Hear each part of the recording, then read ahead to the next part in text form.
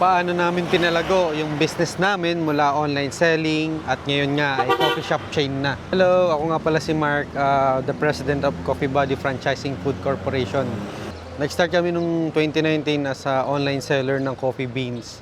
At ngayon nga, meron na kaming 11 branches ng coffee shop. Noong una, wala naman kaming puhunan na malaki, wala naman kaming ganitong branch noong una. Ang meron lang kami talaga yung pangarap lang na makapagbuo ng isang business na sa tingin namin magiging better yung opportunity para sa amin. So, habang nagbebenta kami online, ginagawa namin yung best namin para hindi mawala yung mga customer namin. Pinakikinggan namin yung mga feedback nila.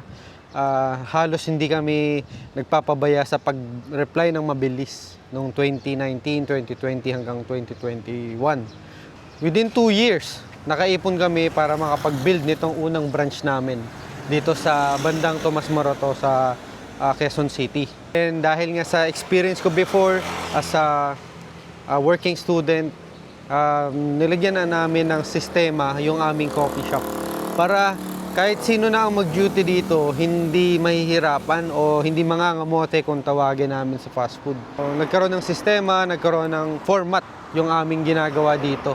And then eventually, nagkaroon kami ng mentor kung paano magpa-franchise, which is si Sir Butch Bartolome. Siya yung gumawa ng aming way kung paano maging profitable yung aming mga franchisee.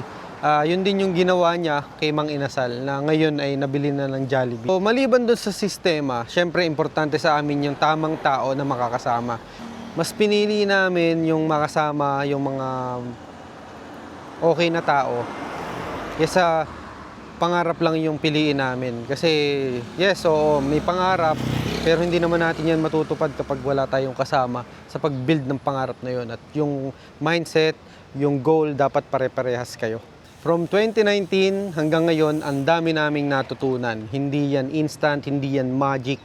Pero along the way, talagang na-enjoy namin yung mga learnings, yung mga hindi namin ina-expect na pangyayari. Kaya yun yung reason bakit nabuo ang Coffee Buddy.